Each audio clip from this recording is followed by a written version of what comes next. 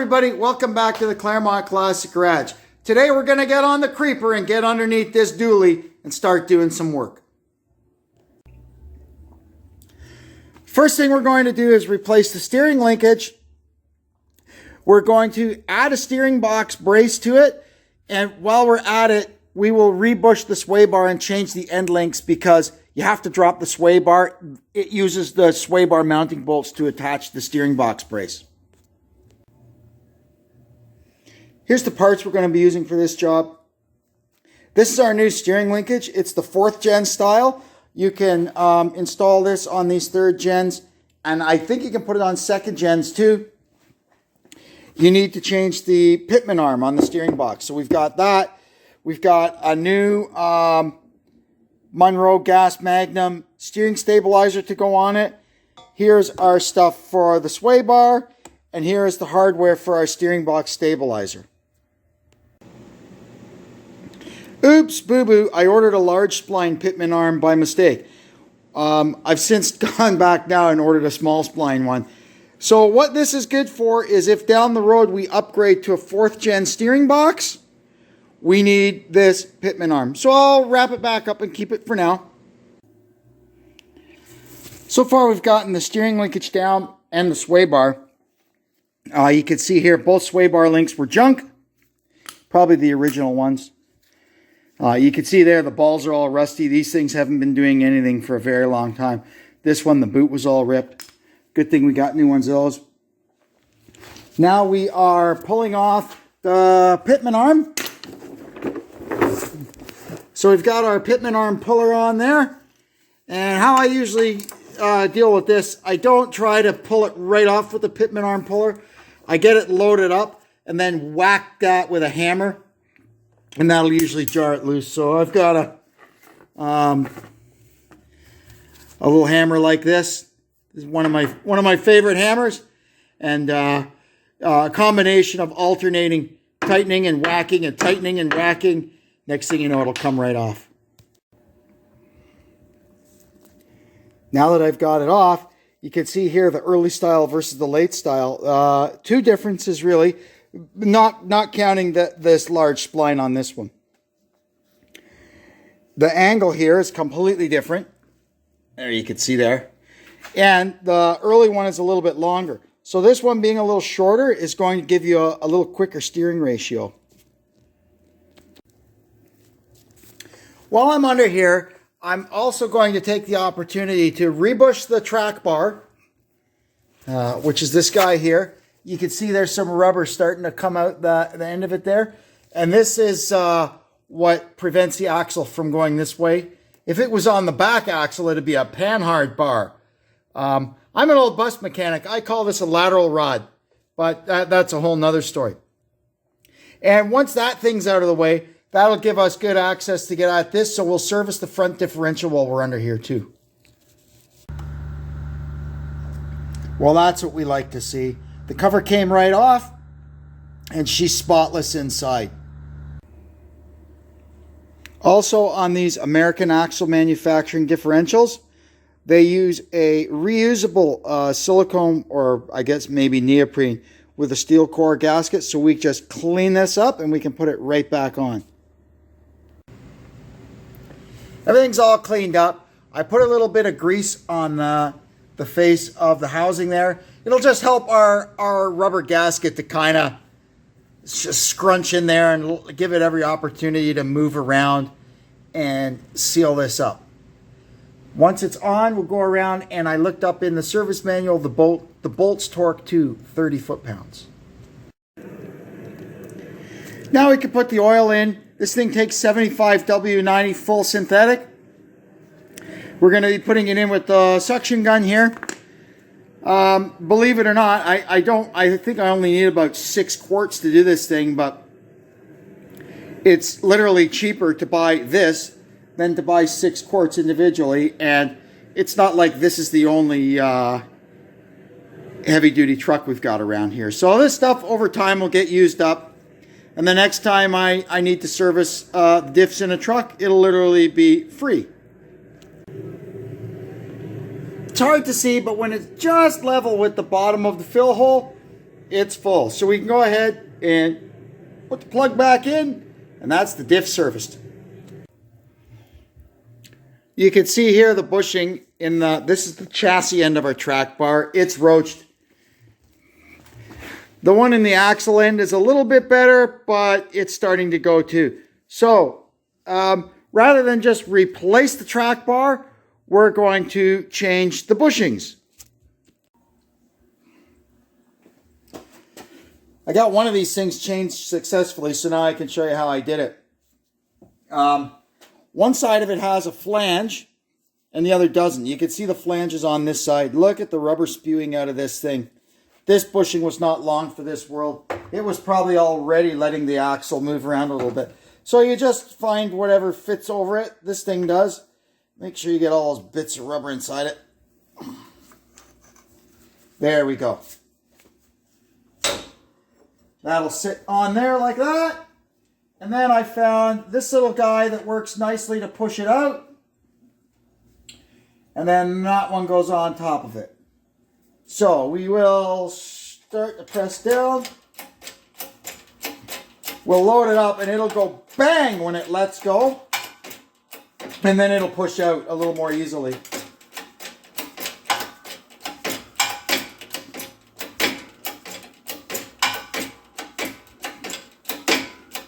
This is a 20-ton press. My little one on the other side is a 3-ton. It probably wouldn't do this. So we'll start and it'll go bang like that. And then once it lets go, there, bang again. And it'll start coming out. There we go. Now we'll just grab a piece of emery or something, make sure that bore is clean, and we can push our new bushing in. Let's see what the old one looks like. Yeah, you can see there, it was getting eaten away on both sides. Yeah, we caught this just in time. So now it's just kind of the opposite to put it back in. You find stuff that, like that, and like that, and you get it centered up under there as best as you can. And then we spray some, this stuff is called Fluoroglide. It's just press lube, if you will. And you got to make sure you're pushing it in from the right side. Which we are. And in she goes.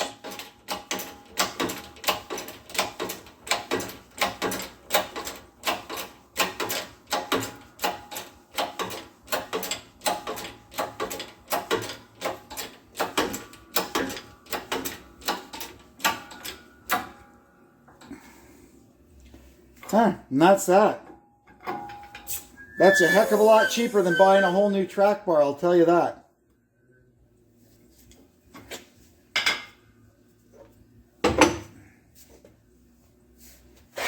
There, new bushing installed. Now, we can go put it back in the truck. Once we get the track bar in, we can torque it up. For some reason in the manual, I can't find the actual torque spec for this, but at any rate, all the other bolts that size are 100, 110. So we're going to torque it to 100, and you want to make sure that you do this. You'll notice it's at ride height. The stands are under the front axle. You want to torque the track bar and any control arms at ride height, so you're not stressing the bushings. There we go. And we'll get the other end, and that'll be our track bar done. Now we can change the shock absorbers.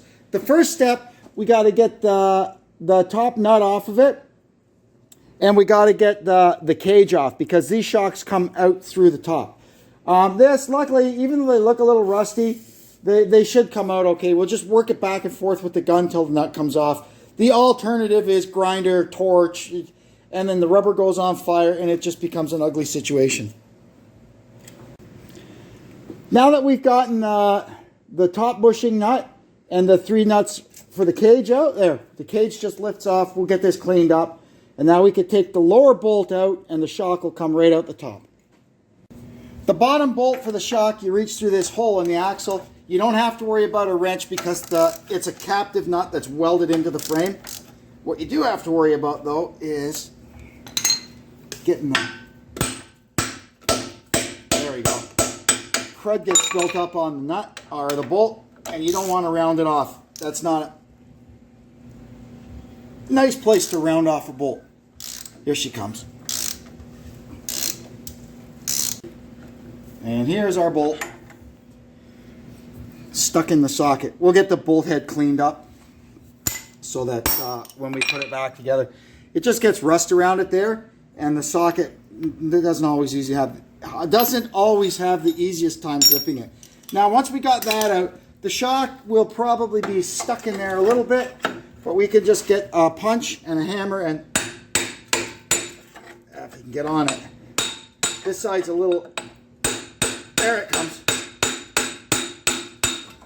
Just about there. It just gets stuck in there a little bit.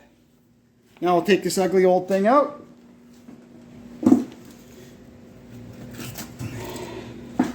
There we go. Yeah, they're the original ones. They're probably still okay, but you know, they're 20 years old. We're in here working anyway. We're going to be replacing them with these Monroe Gas Magnum truck shocks. They're not the, you know, compared to some stuff that you can get in 2023, they're not exactly the highest end thing, but they're a good all-around shock. I've put them on pretty much every truck I've ever owned, and I've never had a complaint with them.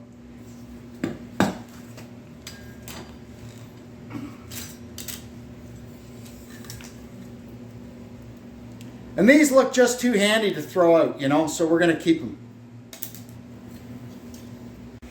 Once we've got the shock dropped down into where it's going to live, we'll just jiggle it down into the yoke or the bracket where it goes. And once we've got it lined up, you might have to stick a punch through there. It's got to go down a bit further. Oh, went too far. There we go. We got our bolt cleaned up with some anti-seize on it, and in she goes. We'll just run it in for now, and once we're done everything, we'll torque it all up. A little note, we're going to follow along the manual and torque everything how they say, except the top bushing. In the manual, they give you a torque spec for this, but you can see here, the top washer comes down and sits on that shoulder there, and you actually torque the nut against it. On these aftermarket shocks, you'll see it doesn't have the shoulder. So what you do with these, it's a locking nut that they give you, and you just basically tighten it down until the rubbers are just kind of flush with the side of the washer, or even a little bit proud, and that's perfect. Next step, we put the rubber on. And the rubber has got, you'll see there, it's got a little shoulder. On this particular application, the larger shoulder goes up. You just want to pick the shoulder that fits properly in the register in your upper cage. I'll make that make a little more sense in a second. So I'll put some anti-seize on everything. And grab the rest of our hardware.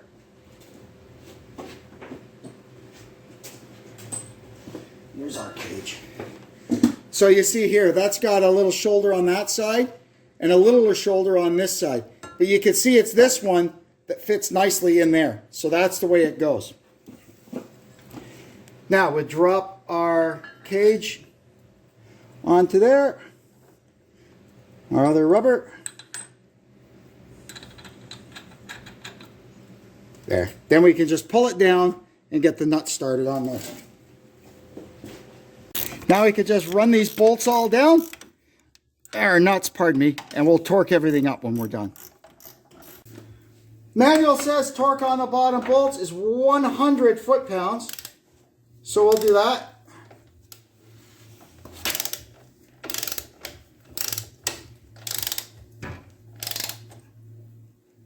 A little more. There we go. The nuts on the cage are 55.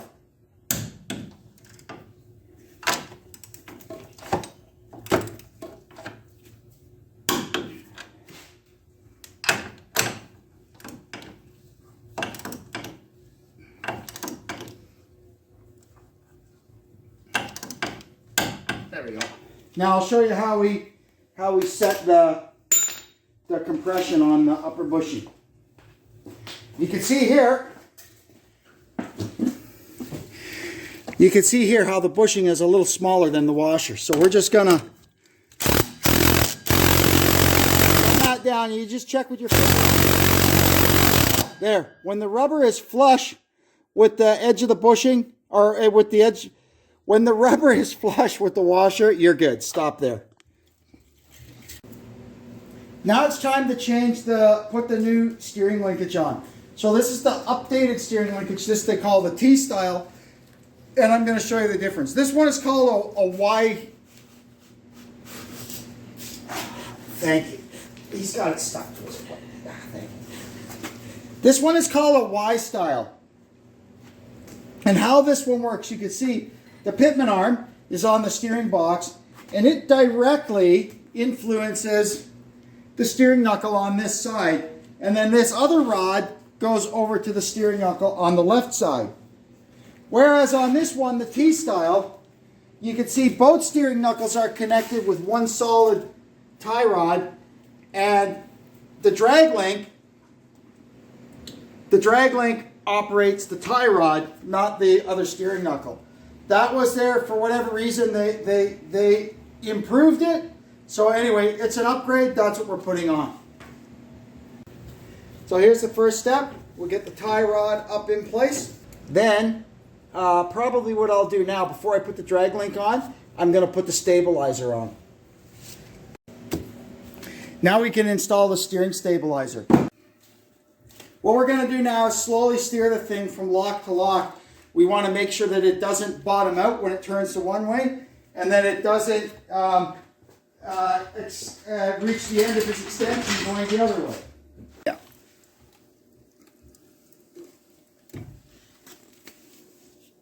Good. So you can see there we've got a little space before it bottoms out.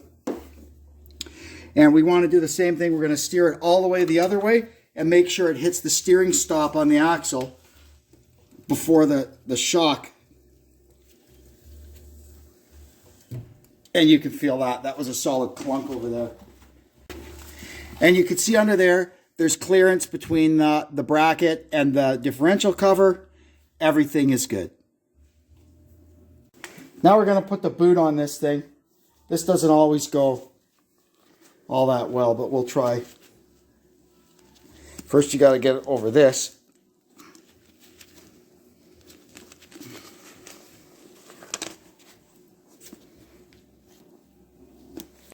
Now I have to get latched onto there. Oh. Look at that. We did it. Now we have to make sure when it's on, it goes on the truck. It goes on the truck that way. So that's our weep hole, right? We want to make sure that that is down.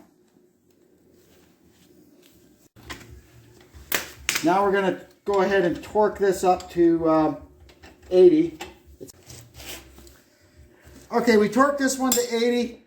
This one here, it's just a carriage bolt, like probably a grade 3 carriage bolt. So I'm just with an 18 wrench, just getting it good and tight, and we'll call that good. Now what we want to do, because it's in the straight ahead position, we're going to leave this bellows prone or slack, however you want to call it. We're going to turn it so that the weep hole is at the bottom, and then we'll put our tie wrap around it. So it's just a run-of-the-mill tie wrap, nothing special. And we'll get that around there and tighten it up. Good, and snip it off, and that's that job done. Now we're going to do our kind of rough adjustment for the toe to get it close. Before we took it apart, I measured from just across the centers of these things, and we got 61 and 15/16. Let's see what we get now.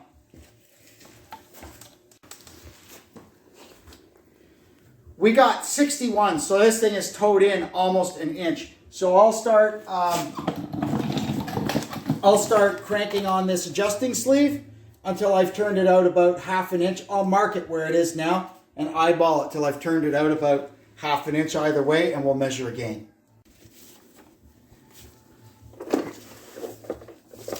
So you can see it opening up. There, we've got about 1/4 of an inch out already.